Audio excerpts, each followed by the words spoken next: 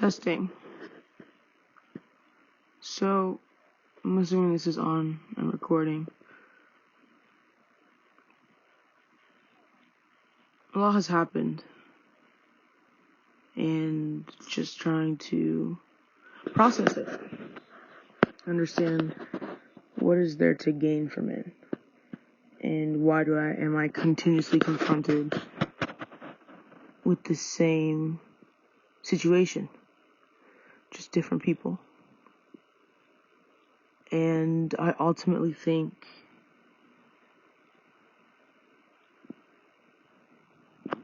that my inability to truly separate from what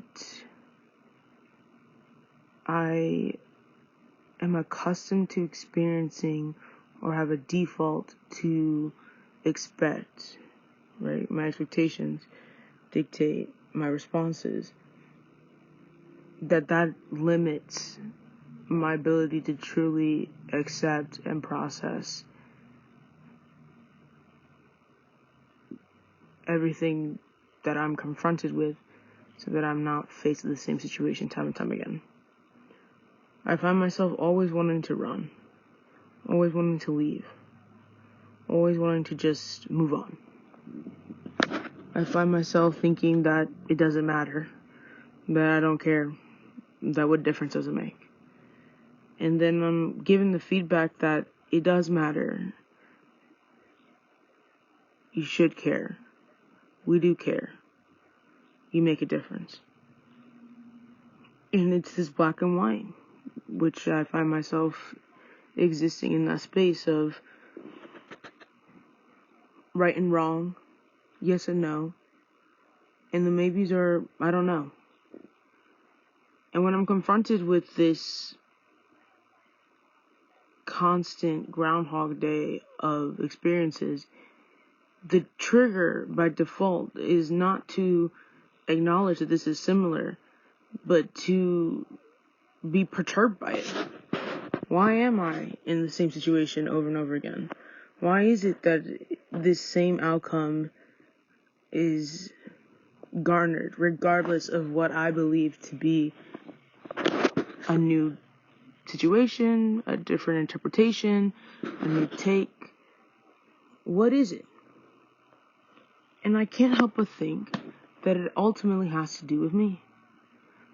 That inevitably I have found my gap, my limit. I can't push past this. Or maybe I don't want to. I'm comfortable in it. I'm used to doing this, and then, I get what I get, the outcomes that I expect, and I force it. And believe it or not, when I have these open conversations with genuine good people, they all say the same thing. It boils down to the same responses.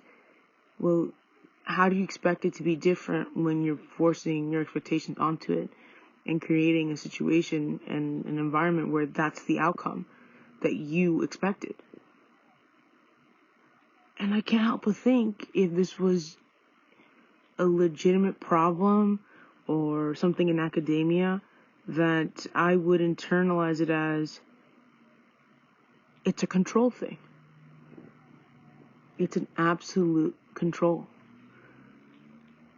Going into something with expectations, determined to overcome and achieve certain objectives, by default creates an environment where the expectations play out to be the expectations that were set for it.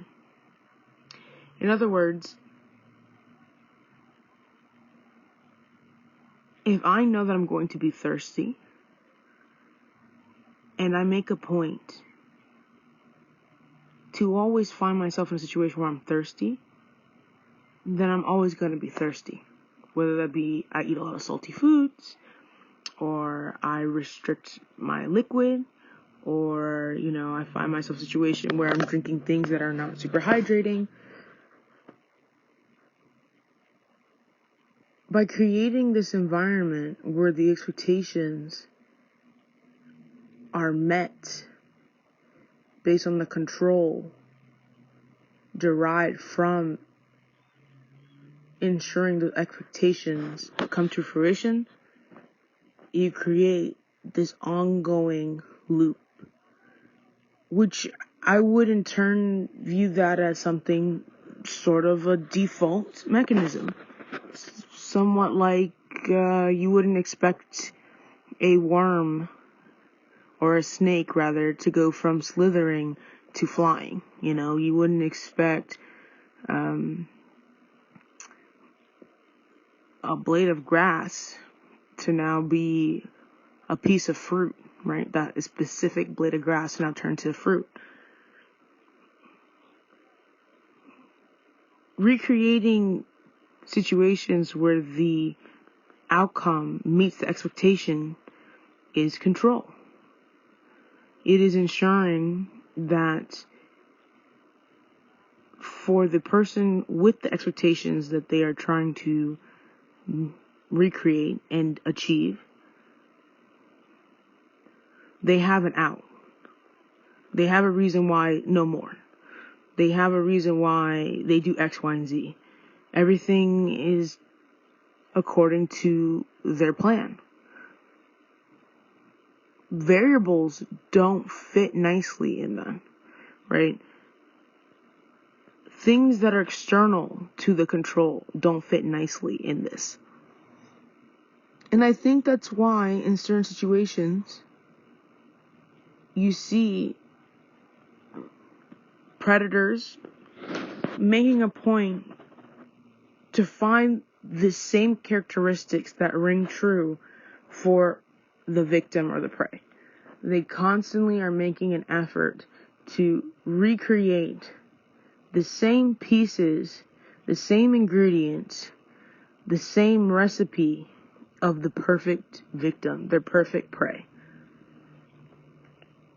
Without the ability to understand the parameters of which the situation dictates their expectations being met, they don't have the ability to actually continuously succeed in recreating this same situation, right? This cycle that they find themselves in, where they're consistently replicating the same outcome, the same expectations, the same reality. They find themselves in a groundhog state, where every day I wake up, I do X, Y, and Z. Every day I do this. And that kind of monotony is, in fact, control. I'm able to know at any given time what is expected of me and what I plan on doing and how I'm going to do it. People with very rigid structures, the type A people who know exactly what they need to do when they need to do it, or, I hate to say, I like to talk about animals, but even animals, they have their paths and their habits that they do every day, their daily routine. And in some way, all this is connected. Because even with science, we see that it is until it isn't. It's right until it's wrong. It's wrong until it's right. Black and white, right? And then the gradient in between. Now, how do you navigate that? How do you traverse that? How do you determine at which point to defer to which part of it, which section of it? You don't know until you are confronted with it. And some would say that's growing, right? When you do something expecting certain results and those results don't play out, and now, either you fail or you succeeded, but you learned. Something happened. You're supposed to have learned. How does that work in a scenario where the individual or whoever, right, consistently recreates the same situation, consistently expects certain things to play out because they have a hand in recreating those expectations? How does that work? It doesn't. It does not. And by default, in that scenario where the same thing is being played out, there is no learning. There is no growth. You can't expect, and it is proven with studies and data, that anything that you do, if not done with enough energy, time, care, if not done with the process right in mind, with outcomes to be met, that something will be achieved. If there is no clear direction, if there is no specific path, right, even if it isn't of least resistance, you don't grow, right? It's unnerving, to say the least, to think that structure is a method of recreating specific expectations, right? To achieve certain expectations, to recreate certain objectives, right? But at the same time, without structure, there's chaos. So it's black and white. But then black and white is not good all the time, and again, it's figuring out how to traverse it, and what's the gradient. How is it that you can have everything you want and still not have everything you want? How is it that you can have nothing at all and be fine with that and not want anything at all? How is it that we can continue to do certain things and expect certain results, and yet when those results are had, the emotion received isn't what was expected? Or every time the outcome is in alignment with the expectations, it causes a problem.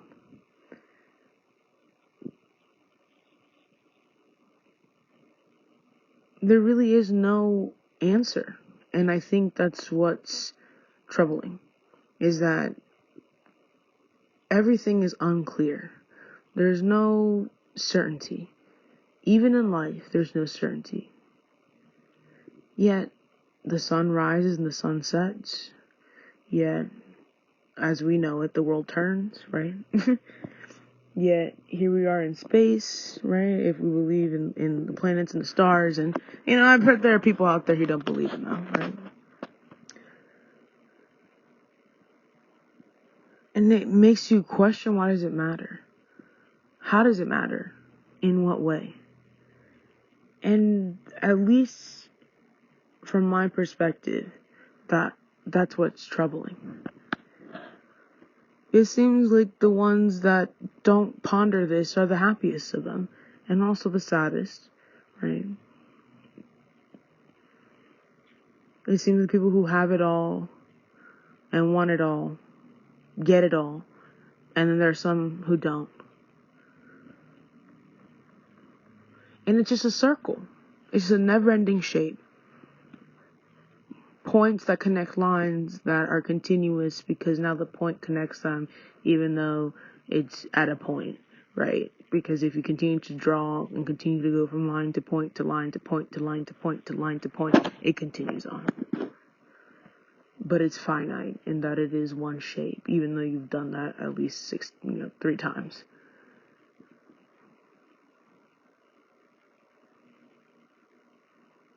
It's unnerving. It really is. It really makes you question a lot. It really makes you want to think about things and try and figure out the why of it all. And then, if you do, you get scared. Why does it matter? Why do you need to know the why?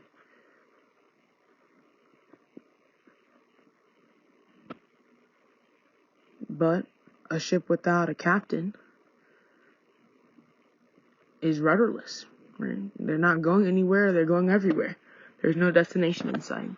Or there's no destination that couldn't be met. Or maybe the destination won't ever be met because there's nobody leading it there. I am confused. And I think I could be on the doorstep of concerned with what this all means. And why does it matter? And we all have our reasons why we do what we do and why we don't. May it be internally with morals and values, goals, objectives, influences, and yet we all are on the same boat. We're all existing. We all woke up today. Maybe some of us didn't. Maybe some of us won't go to bed tonight. But we're here. And while we're here, what do? What's the point? We impact everything so powerfully. Our energy, our forces, it is felt. Whether we want to believe it or not, it's there. And yet, we believe that it doesn't matter. What does one person's opinion or impact really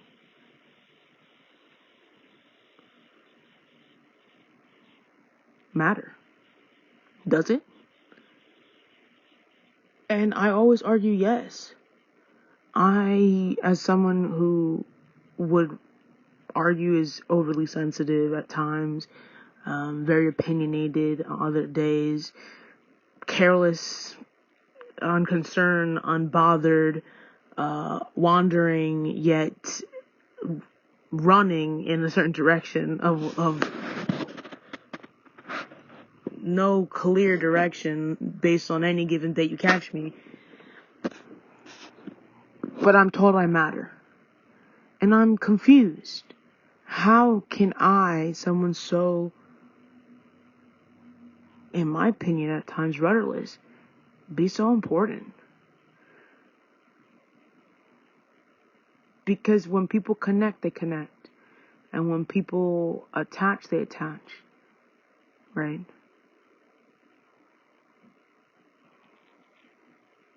And yet people still leave and people still go.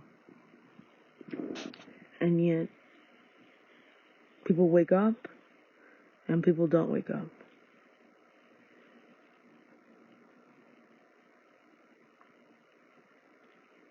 Once we determine why this matters, it'll all make sense.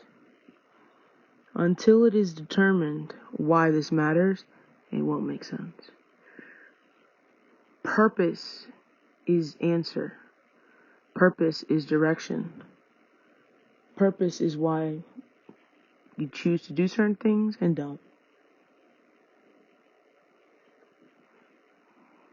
Purpose is control. The purpose of structure is to create an environment where certain expectations can be met. Objectives can be delivered, achieved, accomplished. Chaos creates chaos. And that is expected when lack of structure is present. So, with that knowledge, how does one move forward? And I think that's life's journey in answering. There's no right way of doing it. But there are wrong ways. And at least from my perspective, understanding that is game changing.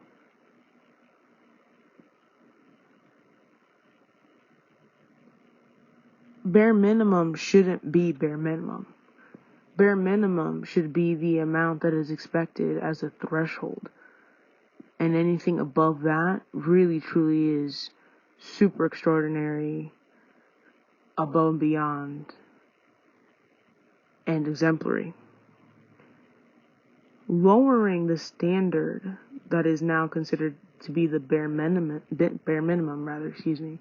creates the chaos that exists. If there was no way to truly determine who is truly and genuinely deserving meriting of certain rewards, and now everyone gets a reward regardless. Now the game has changed. Now it's chaos. Because there is truth in the sayings. We're supposed to be learning from those who have done it before us. And what better way to do that than to truly start to evaluate what was learned from those before us? And how does one do that without actually taking time to contemplate and become well-read? Dive into things, look into certain things. But now when you're saying that, yes, those sayings are true, but there are other ways of doing things, and it doesn't really matter because there's no wrong, right way of doing things, it becomes more chaotic. The black and the white truly is there to help the gradient that exists between it. And without the gradient, there is no gap for the black and the white, the right and the wrong, the yes and the no.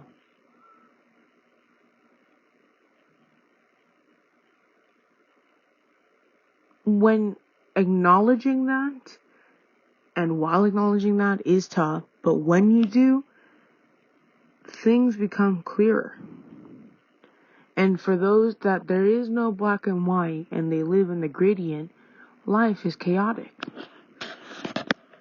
I will honestly say I know that from my own experience. I didn't have structure. I didn't have a rhyme or reason why I did certain things. I just lived to live.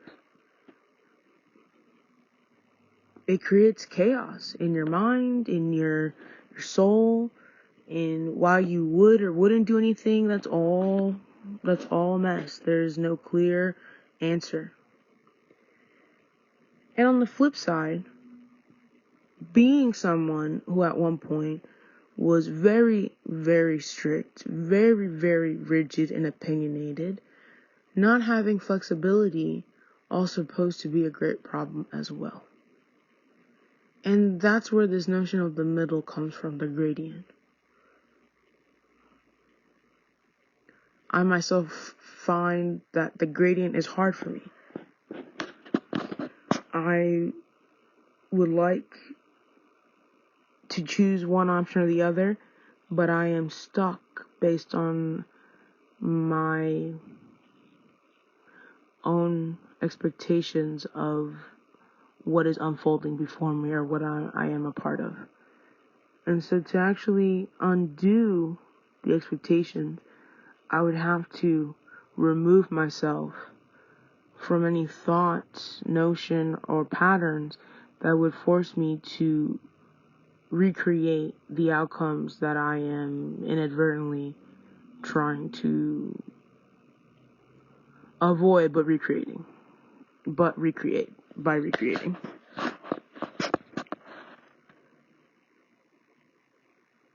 When the time comes when I'm able to have mastered that, I don't know how that world would look like. I don't know what impact I will have had on society by that time.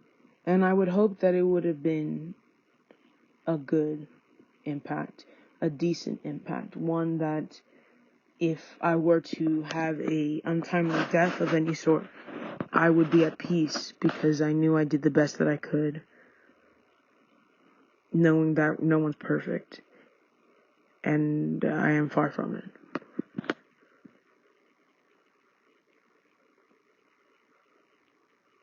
Knowing that there really is no wrong, right answer is hard for me to accept. I don't agree with it.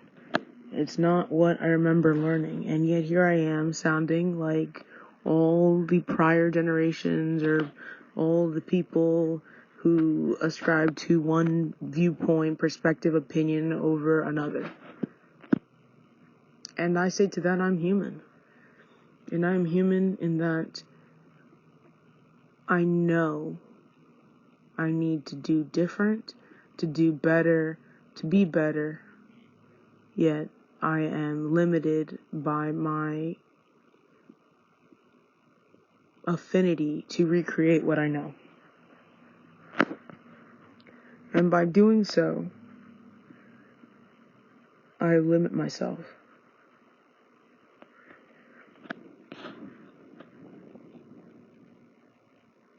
Just trying to understand, I guess.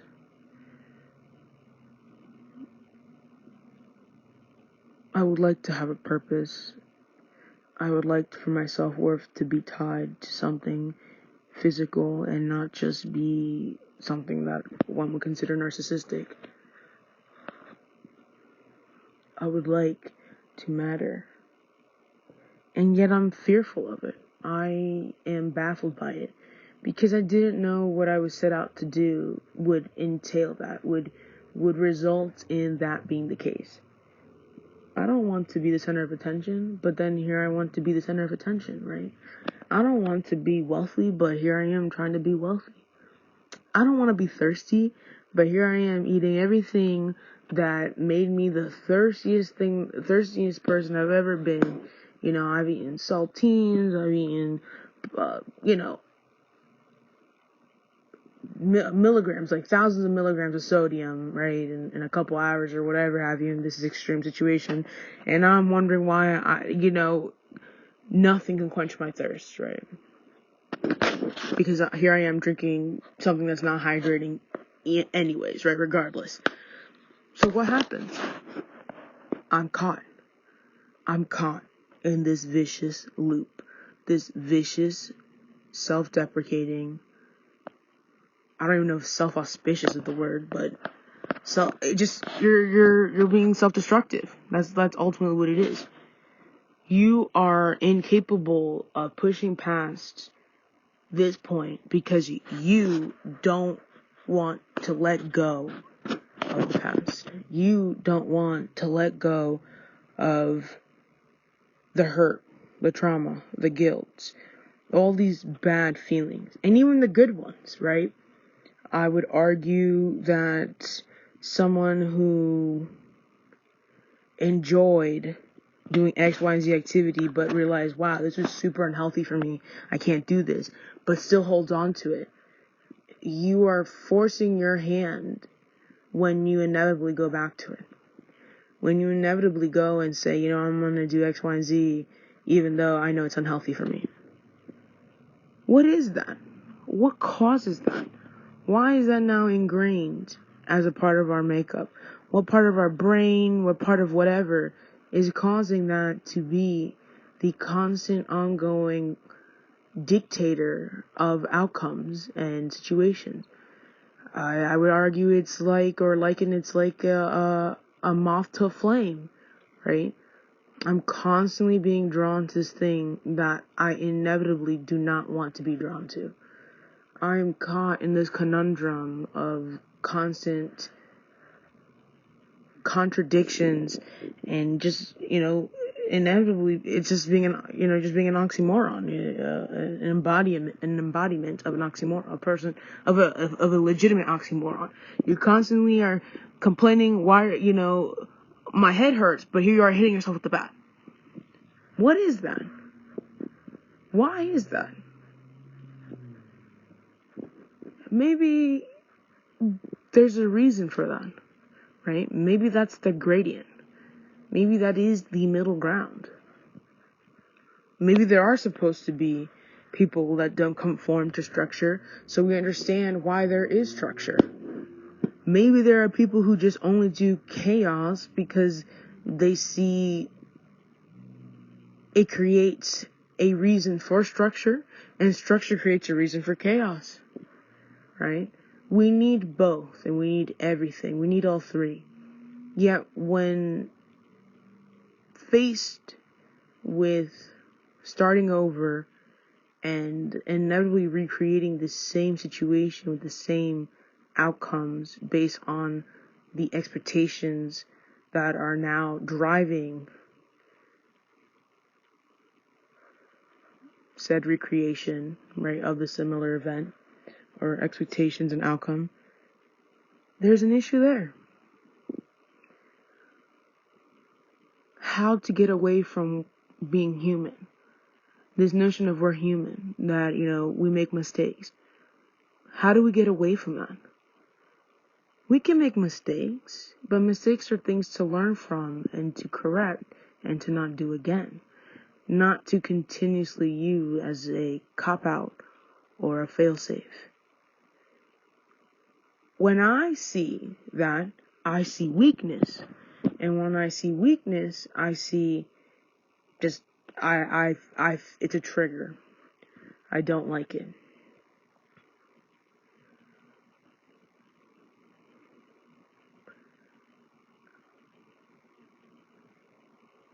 I don't know if wanting to be strong and being drawn to anyone's definition of strength, I guess, depending on what it is part of the black and white, or if it's the gradient. In other words, if I'm continuously trying not to recreate the same outcome based on my own set of expectations that dictate how I move forward, or how I proceed, or how I deal with or recreate a similar situation,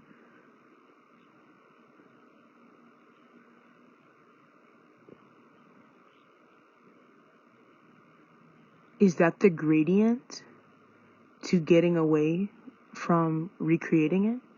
Is that the answer? Right? If you are self-aware enough to understand that you're continuously doing the same thing and getting the same results, but expecting different results, is that really the insight or aha moment to start to address that? Or is that still part of the disconnect? Right? If I acknowledge it, right, that's one step. What determines that what ensures that I'm not relegated to just acknowledging it? Right? Because it seems now to be commonplace, as I said before, the answer is, well, we're human. Well, there is such thing as excellence, right? There's no such thing as perfect, but there is, you on some tests you can get 100%. Doesn't happen maybe as often as it used to, but if you answered all the questions correctly in math, that meant you got 100%. If you answered the bonus question, that meant you got over 100%, or you actually got a full perfect score, right? If you thought about considering the extra one as part of the full test since it was on the test. Is it wrong to strive to be perfect? Is it wrong to want to not do certain things because certain outcomes will occur, right? Is it wrong to actually put those expectations out there, assuming the same thing will occur, and then if it does, so be it, right? But at least I knew, right? It goes back to the control thing. Is it wrong to do that? And how to not do that is the question. And why do you not do that? And why would you create a situation where the outcome is the expectations that you set for it? It's complex. I see some of these animals that we have in this universe that we live in, right? This world, rather, not universe. I mean, universe you could say, because if you consider how we exist, it would, the likelihood of this replicating over and over again is there is a percentage of it. But uniquely, our lives at this moment are a derivative of a number of factors outside of our control. And those pieces altogether dictate how we exist, right? Or the reason why we exist, rather.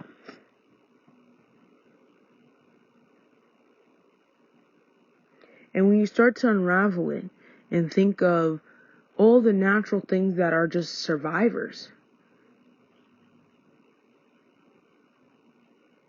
to me, the survivors have been the heroes.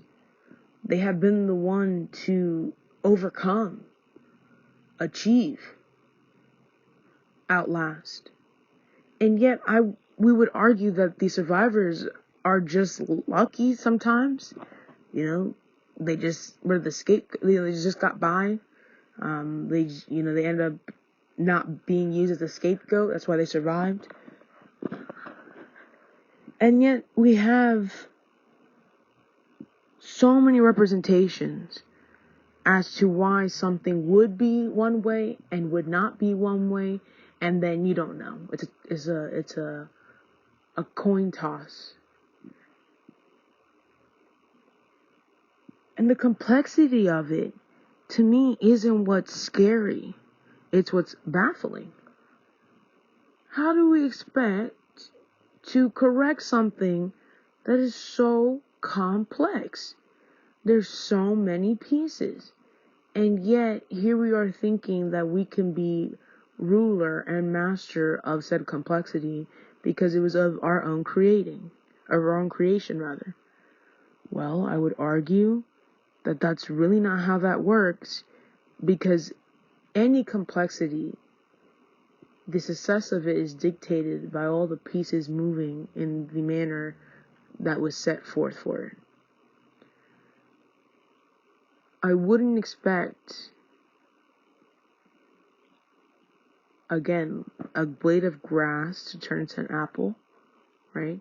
I wouldn't expect my phone, when I turn it off, for it to stay on, right? Or for it to make a call, right? Or for when I click the button, or I type a letter, for it to not do that function. And yet, by doing so, we seem to have relegated ourselves in this realm of thinking where we have just given everybody, especially including our own existence, a pass because we are human and we're not perfect. And I would argue that is what is killing us slowly. This notion that there is no way for us to be better. I mean, we can get better, but we'll never be the best or be perfect, is wrong. If there is no carrot and stick, there is no need to move, right? What is the purpose? If the purpose is not to be exceptional, to be brilliant, to be bright, to do the best, to be the best, to do X, Y, and Z, whatever it is, then there would be no rhyme or reason or purpose to do nothing, rather than do nothing but exist. As it seems to be at this moment in time, seems as though everyone is content with just existing. And I'm not gonna dismiss those that are overachievers and those that actually do excel. But when I hear of them, and I am told, or there are stories told that in so many words illuminate the type of character or person the individual is, it makes you falter, and it makes you balk and stop, right? Hesitate to want to reach that level, right? If it's black and white and the gradient is in the middle, if I'm going from being the worst to the best and you're telling me this in between could kill me, right, to some extent, why would someone do it? Why? And that's what it goes back to from the very beginning. Why? What's our purpose? Why does this matter? What do we gain from it? What do we lose? What makes this existence so precious, so important, so critical? What's the intent? What do we want to impact? What do we want to leave? How do we want to be viewed? And then you have to ask after that, does that matter? Right? If I want to be the best at whatever, right? The best farmer, the best teacher, let's put it this way. If I want to be the best person who can twirl a pen on their finger, right? Or the best person who can do, finger push-ups, right? Whatever. Why does that matter?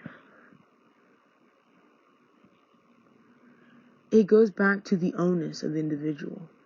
It goes back to the individual's journey. What drives them? What matters to them?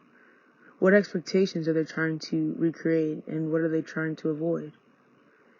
What objectives have they tried to accomplish, and how they plan to achieve them, and how they have failed at doing so.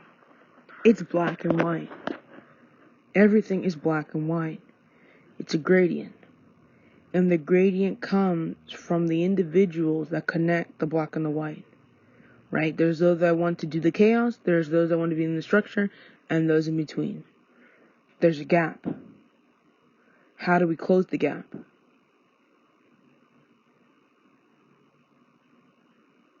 And the gap is the purpose. The gap is what matters. Why does it matter? Who does it matter to? What matters? How does it matter? I would argue going back to basics. Undo the complexity of what is complex to understand what are the proponents of it, so that they in turn are now this solid foundation that we now can rebuild complexity upon.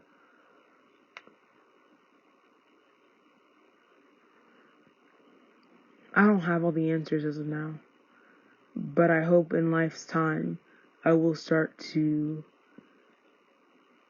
combine and compound a list of not wrong answers, right? Of answers that apply, that when combined and